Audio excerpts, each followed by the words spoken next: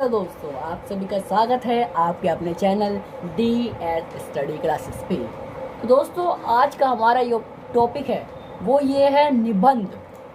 आज का हमारा टॉपिक क्या है? निबंध है कि निबंध कैसे लिखें, निबंध लिखने का सही तरीका क्या है, निबंध कैसे लिखें और निबंध लिखने का सही तरीका क्या है।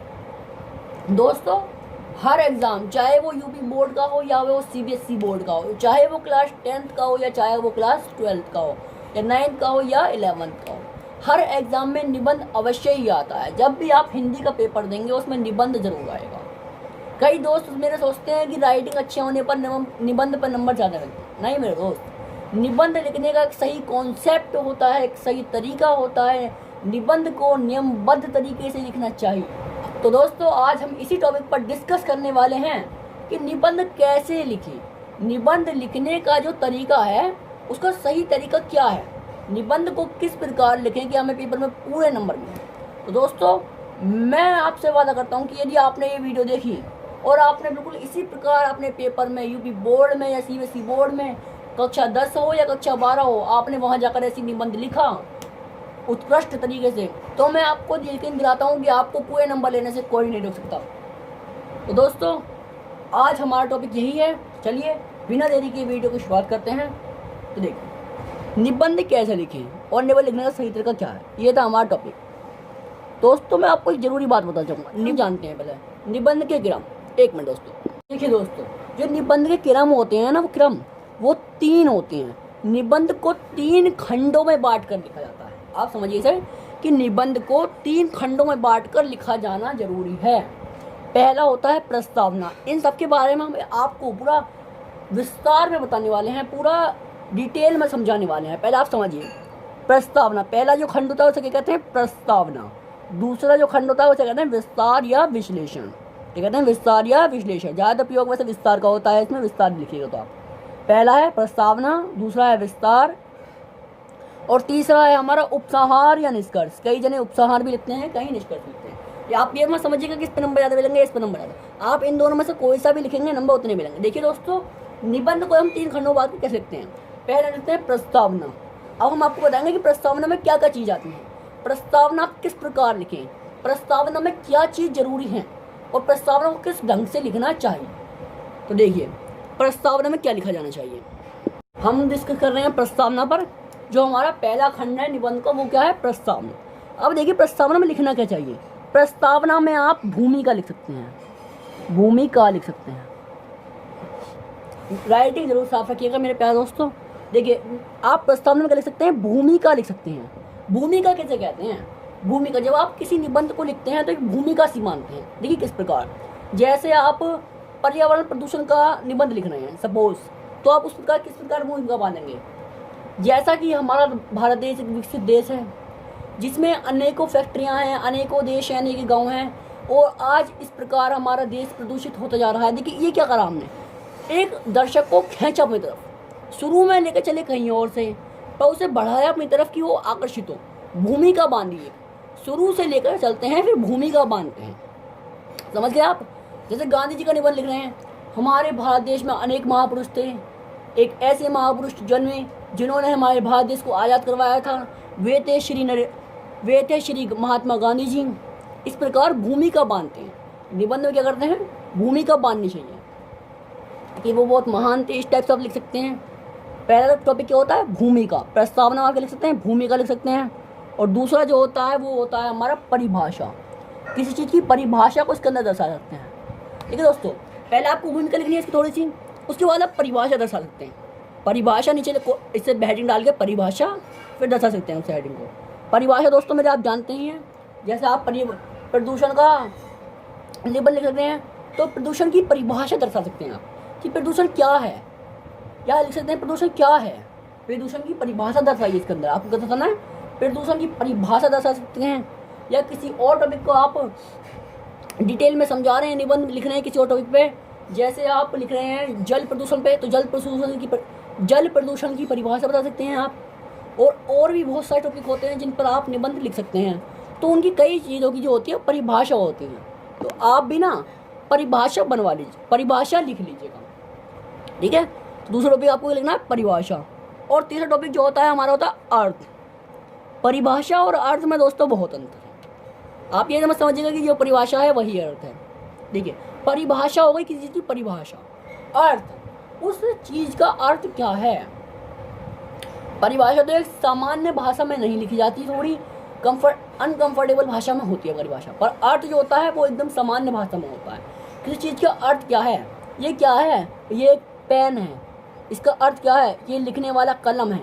इस टाइप से किसी आप गांधी जी का लिख रहे हैं, गांधी जी में अर्थ या परिभाषा इनमें से दोनों का ही प्रयोग आपको नहीं करना है। ठीक, आप लिख रहे हैं जैसे प्रदूषण का अर्थ बता सकते हैं आप, प्रदूषण की परिभाषा भी डाल सकते हैं, भूमिका भी डाल सकते हैं। इस प्रकार आप अपनी प्रस्तावना तैयार करेंगे। क्या करेंगे, प्रस्तावना तैयार करेंगे। और चौथा जो आता है इम्पोर्टेंट, जब आप प्रस्तावना तैयार करते हैं तो जरूरी नहीं है कि भूमिका में सब कुछ आ जाए। देखिए, अगर आप महात्मा गांधी जी का निबंध लिख रहे हैं तो भूमिका में मैंने आपको बताया था कैसे भूमिका बांधते हैं, और उसमें आप एक और चीज़ लिख सकते हैं। महात्मा गांधी जी का जन्म लिख सकते हैं कि जन्म कब हुआ, महात्मा गांधी जी की मृत्यु कब हुई, महात्मा गांधी जी के पिता का नाम क्या था, माता का नाम क्या था। ये सब काम आया था भूमिका में, आया था ये इसमें आया था भूमिका में। अर्थ परिभाषा की जगह उनकी क्या लिखना है, जन्म, मृत्यु, माता पिता का नाम, इस टाइप से आपको लिखना है। ठीक है। और चौथा जो इम्पोर्टेंट आता है हमारा, आप चौथे उसमें डाल सकते हैं स्लोगन। एक आप प्रस्तावना में स्लोगन डाल सकते हैं। तो दोस्तों इस बात का अवश्य ध्यान रखिए कि वो एक ही हो, सिर्फ एक हो, वो भी एंड में हो तो ज़्यादा आकर्षक लगेगा। जब आप उसे प्रस्तावना के अंत में लिखते हैं तो बहुत आकर्षक हो जाता है वो। आप लिख कर देखिए किस टाइम, जब आप प्रस्तावना के अंत में, प्रस्तावना सबसे शुरू का खंड है इसका, अभी हम पहले खंड पर डिस्कस कर रहे हैं। किस वक्त डिस्कस कर रहे हैं, पहले खंड पे, 3 खंड है निबंध के। तो आप स्लोगन जरूर लिखिएगा, एक छोटा सा हो या बड़ा हो, अच्छा हो, बस पढ़ने में आए, अच्छा हो। उसे आप ब्लैक पेन से अलग तरीके से लिखिएगा और थोड़ा डिजाइनिंग करके लिखिएगा, इन्वर्टेड कोमा में लिखिएगा। कोमा लगा के लिखते हैं तो और ज़्यादा आकर्षक हो जाती चीज़। निबंध में एक ये वाले इन्वर्टेड कोमा बहुत ही ज़रूरी है, इनसे बहुत आकर्षक हो जाता है। जैसे आप किस चीज़ को दर्शा रहे हैं तो पहले इन्हें लगाइए, फिर ब्लैक पेन से उसे लिखिए, बहुत ही ज़्यादा आपका निबंध आकर्षक होने वाला है। और जब आप करें ना, जो आप भूमिका लिखी है, तो जब भूमिका खत्म हो जाए उसके एक लाइन छोड़ के या लाइन को वहीं छोड़ दें, जैसे यहाँ पे आपका खत्म हो गया तो आप यहाँ पे लाइन छोड़ दें और यहाँ से दोबारा शुरू कर दें, इस टाइप। ठीक है। तो देखिए, भूमिका लिख लिया आपने, फिर आपको एक लाइन छोड़कर परिभाषा लिख देंगे, एक लाइन छोड़कर अर्थ लिख देंगे, तो बहुत तरीके से खंड बनते हुए आएंगे और निबंध आकर्षक होता जाएगा। और जब आप अंत में श्लोकन लिखेंगे तो बहुत आकर्षक हो जाएगा। प्रस्तावना ज़्यादा बड़ी नहीं होनी चाहिए, आप इस बात का भी विशेष ध्यान रखें। जो मैंने बताया, भूमिका, परिभाषा, अर्थ, स्लोगन, आप इनमें से किसी एक को ले सकते हैं। जैसे आप किसी ने ली भूमिका, किसी ने ली परिभाषा, भूमिका और परिभाषा ले ली तो अर्थ की ज़रूरत नहीं है, 2 ही चीज़ बहुत है। और एक स्लोगन डाल सकते हैं छोटा सा। ठीक है। तो ज़्यादा से ज़्यादा बस आपका निबंध तो ज़्यादा से ज़्यादा आपकी प्रस्तावना जो होगी ना, बस ज़्यादा से ज़्यादा मैक्सिमम 50 लाइन्स की होनी चाहिए, मैक्सिमम 50 लाइन्स की होनी चाहिए। जो प्रस्तावना होनी चाहिए मैक्सिमम 50 लाइन्स की होनी चाहिए, क्योंकि आप ज़्यादा बड़ी प्रस्तावना कर देंगे तो बहुत ही अफर्ड लगेगा, निबंध कुछ अच्छा नहीं लगेगा। ठीक है, आप जैसे समझ रहे होंगे। स्लोगन तो बात अलग हुई, स्लोगन तो अच्छा लगेगा देखने में अलग से, और प्रस्तावना मैक्सिमम 50 लाइन्स की आप रखिएगा। ठीक है, मैक्सिमम है ये, मिनिमम आप ले सकते हैं जैसे 8 लाइन्स, मिनिमम 8 लाइन्स ले सकते हैं आप प्रस्तावना में। तो प्रस्तावना को मैंने आपको बता दिया कि किस प्रकार लिखना है। भूमिका लिखनी है पहले, उसके बाद उसकी परिभाषा लिखनी है, उसके बाद उसका अर्थ लिखना है, या अंत में डाल देंगे उसका स्लोगन। अगर आपके पास कोई ऐसा हिस्सा है जिसमें परिभाषा अर्थ का उपयोग नहीं हो रहा है, जैसे महात्मा गांधी जी का आ गया, तुलसीदास का आ गया, उसमें आप जन्म डाल सकते हैं। भूमिका मैंने आपको बांधना सिखाया, भूमिका किस प्रकार बांधेंगे, लेके चलेंगे टॉपिक से, और भूमिका बांधते बांधते बीच में लाएंगे उनका नाम। जैसे पर्यावरण प्रदूषण का मैंने आपको बताया था कि आज जैसा है कि भारत एक विकसित देश है जिसमें अनेक उद्योगों तथा उनका निर्माण हुआ है, और इसी विकसित देश के कारण आज अनेक उद्योगों के कारण हमारा पर्यावरण प्रदूषण होता जा रहा है। इस प्रकार भूमिका बांधना सीखिए। ठीक है, अगर ये भूमिका बांधिए, आप जो दर्शक आपका, जो टीचर आपका निबंध देख रहा है उसे अपनी ओर आकर्षित कीजिए ताकि वो आपका निबंध पढ़े। और जिस टाइम आपका निबंध पढ़ेगा, तरीका देखेगा। पहली बात, तरीका देखते ही 2 नंबर, तरीके के ही 2 नंबर हैं। आप सिर्फ तरीका लिखेंगे उसके भी 2 नंबर होंगे कन्फर्म, और आप जो लिखेंगे उसके 2 नंबर अलग। और जो आप तरीके से उसे समझाएंगे, अगर उसने पढ़ा, उसने थोड़ा सा भी पढ़ा, आपका निबंध 2 नंबर उसके हो गए। अगर आप मैं जैसे बता रहा हूँ भूमिका, परिभाषा, अर्थ, स्लोगन इस टाइप से लिखेंगे तो आपको 6 नंबर लेने से कोई नहीं ले सकता, क्योंकि 10th क्लास में 6 नंबर होते हैं, 12th में जितने भी होंगे उतरे रहने से आपको कोई भी नहीं रोक सकता। तो देखिए, ये था हमारा प्रस्तावना जिसे हमने समझा डिटेल में। अब बढ़ते हैं अपने अगले पे, जो है हमारा विस्तार। अब हम आपको समझाएंगे कि विस्तार में क्या लिखना है। देखिए, तो जैसे कि हम आ गए हैं विस्तार पर। देखिए, विस्तार में हम क्या लिख सकते हैं। विस्तार में हमारे लिखने वाले होते हैं 3 चीज: भेद, कारण और निवारण। अब ये क्या है, इन्हें समझिए। भेद क्या है? भेद जैसे कि आपने पढ़ा होगा, पहले नंबर पता भेद। भेद क्या होते हैं? प्रकार। जैसे आपको लिख दिया प्रदूषण। प्रदूषण के प्रकार क्या हैं? जल प्रदूषण, वायु प्रदूषण। पहले आप उन्हें हेडिंग बना के लिखेंगे 4 में, फिर उन्हें डिटेल में समझाएंगे। ऊपर लिखेंगे पर्यावरण प्रदूषण, हेडिंग पूरी उसमें ये समझाएंगे। उसके बाद लिखेंगे जैसे जल प्रदूषण, उसके बाद समझाएंगे, ठीक। उसके बाद लिखेंगे वायु प्रदूषण, हेडिंग डाल के पूरी ऊपर बड़ी बड़ी हेडिंग डाल के, फिर नीचे लिखना है ब्लू पेन से बढ़िया तरीके से।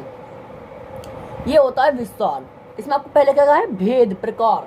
प्रकार क्या चीज़ हो सकते हैं? प्रदूषण के प्रकार हो सकते हैं और बहुत सी अन्य चीज़ें हैं जिनके प्रकार आ जाते हैं। अगर आपका आ गया महात्मा गांधी जी का, तो उसमें आप प्रकार क्या लिखेंगे? इसमें तो कोई प्रकार है नहीं, तो आप महात्मा गांधी जी के में लिख सकते हैं उनके चलाए गए आंदोलन। वो भी एक प्रकार से प्रकार ही हैं। उनके चलाए गए आंदोलन जैसे भारत छोड़ो आंदोलन, नमक आंदोलन, इनकी डिटेल दे सकते हैं। ये भी एक तरह से क्या है? प्रकार हैं। और जो हमारा दूसरा होता है, दूसरा नंबर का जो है हमारा, ये है कारण। क्या है? दूसरे नंबर पे है हमारा कारण। दोस्तों, कारण आपने बहुत समझा होगा। कारण जैसे आपका आ गया प्रदूषण। प्रदूषण की क्या कारण है? जल प्रदूषण आ गया, जल प्रदूषण के क्या कारण है? कुछ हानि के ऊपर आ गया, इसकी क्या कारण है? कुछ लाभ के ऊपर आ गया, इसकी क्या कारण है? और अगला है कारण, आपको समझना होगा, ठीक है। कारण, कारण हर किसी के होते हैं। जब कभी प्रॉब्लम के ऊपर वो, जब किसी भी समस्या के ऊपर आपको निबंध देगा तो उसमें कारण जरूर होंगे, चाहे वो जल प्रदूषण हो या वायु प्रदूषण हो या वो खुद प्रदूषण हो या और भी बहुत से कारण। जैसे ऑक्सीजन खत्म होने के क्या कारण है, इस प्रकार। उसका फिर निवारण, अब लिखना निवारण। तीसरे नंबर पर आता है हमारा निवारण। देखिए दोस्तों, जब आप लिखते हैं ना तो उनमें 1-2 पेज नहीं भर जाते हैं, बहुत आराम से भरते जाते हैं जब आप लिखना शुरू करते। निवारण, ये आता है निवारण क्या। अब देखिए, जैसे आपने पर्यावरण प्रदूषण के कारण लिखे, इन चीज़ों की वजह से हमारा पर्यावरण प्रदूषण हो सकता है। अब उसके निवारण दीजिए कि क्या हम कर सकते हैं। हम क्या कर सकते हैं कि हम अपने पर्यावरण प्रदूषण को रोक सकें, पर्यावरण प्रदूषण होने से बचा सकें। तो उसके निवारण दीजिए। जैसे आप फैक्ट्रियों से निकलने वाले धुएं की लिमिट को कम कर सकते हैं।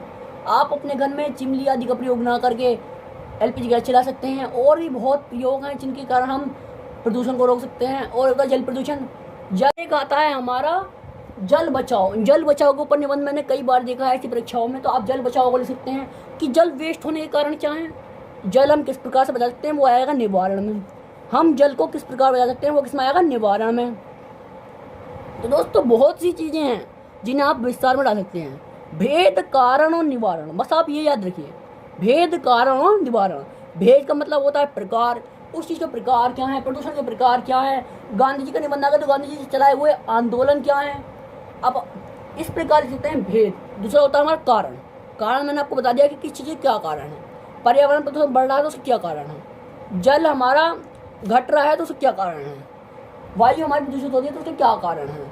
निवारण, आप अपनी सलाह दीजिए, निवारण दीजिए कि किस प्रकार हम जल प्रदूषित होने से रोक सकते हैं, किस प्रकार हम प्रदूषण को प्रदूषित होने से रोक सकते हैं। और बहुत से टॉपिक पर निबंध आते हैं, उस प्रकार आप लिख सकते हैं उन्हें भेद, कारण, निवारण। तीनों में से 2 जरूर सेट होने हैं। 2 भी नहीं होंगे तो 1 पक्का सेट होना है और 1 ही आपका 2 पेज आराम से भरते। देखिए आप दोस्तों, सीरियस मानिए, 1 ही आपका 2 पेज आराम से भरते, क्योंकि गांधी जी का अगर आंदोलन भी आ जाए तो भेद उसके 1 पेज 2 पेज आराम, 2 पेज तो आराम से भर ही देंगे। क्योंकि भारत छोड़ो आंदोलन, नमक आंदोलन, दांडी यात्रा, आंदोलन ही इतने किए हैं गांधी जी ने, बस पूछे मत। फिर आप उसमें और भी लिखते हैं, जैसे कुछ नई योजना के ऊपर आ गया, गांधी जी को ऊपर आ गया तो उसमें आप क्या डाल सकते हैं, प्रधानमंत्री द्वारा चलाए गए आंदोलन, गांधी जी के रास्ते पर, मतलब गांधी जी के मार्ग पर चलकर प्रधानमंत्री द्वारा चलाया गया आंदोलन, ये बन गई पूरी हेडिंग। तो प्रधानमंत्री ने कितना आंदोलन चलाया गांधी जी के मार्ग पर चलकर, आप जैसे जानते हैं कि चलाया था स्वच्छ भारत अभियान, गांधी जी के मार्ग पर चलकर ही बनाता वो। इस प्रकार आप निबंध को बढ़ाइए, हेडिंग लिखना सीखिए। अब जो विस्तार में करेंगे ना, आप जो भी काम करेंगे पहले हेडिंग डालेंगे, उसके बाद लिखेंगे। हेडिंग डालेंगे उसके बाद लिखेंगे, हेडिंग डालेंगे फिर लिखेंगे, ठीक है। विस्तार में आपको पूरा विस्तार में लिखना है, विश्लेषण में लिखना है, कुछ भी छोटा नहीं लिखना, ठीक है ना। जिस चीज़ को जितना बढ़ा कर लिख सकते हो, जितना अच्छा लिख सकते हो उतना अच्छा लिखिए। इसमें भी आप अपना स्लोगन प्रयोग कर सकते हैं, इसमें भी कर सकते हैं, इसमें आप जितने चाहें उतने स्लोगन डाल सकते हैं, ठीक है। पर एक टॉपिक के ऊपर, जैसे जल प्रदूषण हो गया, क्या प्रदूषण का जल प्रदूषण आया, उसके ऊपर जल प्रदूषण का एक छोटा सा स्लोगन आ गया, क्या होगा, जल प्रदूषण का छोटा सा स्लोगन आ गया। और एक हो गया जैसे वायु प्रदूषण होगा तो वायु प्रदूषण के नीचे एक छोटा सा स्लोगन आ गया। इसी प्रकार गांधी जी का आ गया, स्वच्छ भारत अभियान आ गया तो स्वच्छ भारत अभियान के ऊपर एक छोटा सा स्लोगन। दांडी यात्रा का दांडी यात्रा के नीचे छोटा सा स्लोगन। छोटे छोटे स्लोगन लिखने हैं आपको अपने निबंध को सुंदर बनाने के लिए, आकर्षक बनाने के लिए, ताकि अब टीचर आपका निबंध पढ़े तो उसकी नज़र आपके निबंध पर अड़ी रहे, पूरा वो सब कुछ भूल जाए और आपके नंबर पूरे के पूरे रख दे। दोस्तों ये बहुत ही ज़रूरी ट्रिप्स है। अब बढ़ते हैं अपने आखिरी और अंतिम खंड पर। जो निबंध का आखिरी खंड है वो है हमारा उपसंहार या निष्कर्ष। जैसे कि हम आ गए अपने फाइनल टॉपिक पर जिसका नाम है उपसंहार या निष्कर्ष। तो देखिए दोस्तों इसके कोई खंड नहीं बनाए, जैसे ऊपर विस्तार में बने थे भेद का निवारण, इससे कोई खंड नहीं है, बस आपको उसको समझना है, इसको आपको दिमाग में डालना है कि उपसंहार या निष्कर्ष होती क्या चीज़ है, क्या है ये चीज़ उपसंहार या निष्कर्ष। निष्कर्ष का मतलब या उपसंहार का मतलब है जो भी आपने पूरा निबंध लिखा है, जो भी आपने पूरा निबंध लिख डाला है, प्रस्तावना विस्तार सब कुछ लिख डाला है, उसे संक्षेप में बताना, उससे जो आपको सीख मिलती है वो बताना, समझे। मतलब आपने जो भी निबंध लिखा है, सपोज आपने पूरा निबंध लिख दिया पर्यावरण प्रदूषण के ऊपर, तो उसे आपको क्या करना है, संक्षेप में बताना है, उससे जो हमें सीख मिली वो बतानी है। मतलब जो आपका पूरा निबंध है ना, उसका निचोड़, जो आपका पूरा निबंध है उसका पूरा निचोड़ निकाल कर आपको यहाँ रख देना है, करना है पूरे निबंध का निचोड़ निकाल कर यहाँ रख देना है निष्कर्ष में। अब निचोड़ कैसे निकालेंगे, प्रदूषण आया दोस्त, तो आपको क्या लिखना है उपसंहार में, प्रदूषण को रोकने के लिए हमें इस प्रकार अनेक प्रयोग करने चाहिए। प्रदूषण को आप इस प्रकार निष्कर्ष निकालिए उसका कि प्रदूषण को अनेक प्रयोग द्वारा रोका जा सकता है, जो हमने आपको बताए हैं। हमें यह करना चाहिए कि हमें अपने पर्यावरण को कभी भी प्रदूषित नहीं करना चाहिए। यह हमारे लिए हानिकारक हो सकता है, यह हमारी भावी पीढ़ियों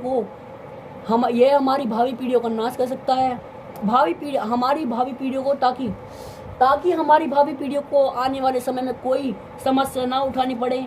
इसके लिए हमें अनेक प्रयास करने चाहिए कि हम अपने पर्यावरण को प्रदूषित होने से बचा सकें। अनेकों वृक्ष लगाने चाहिए हर व्यक्ति को।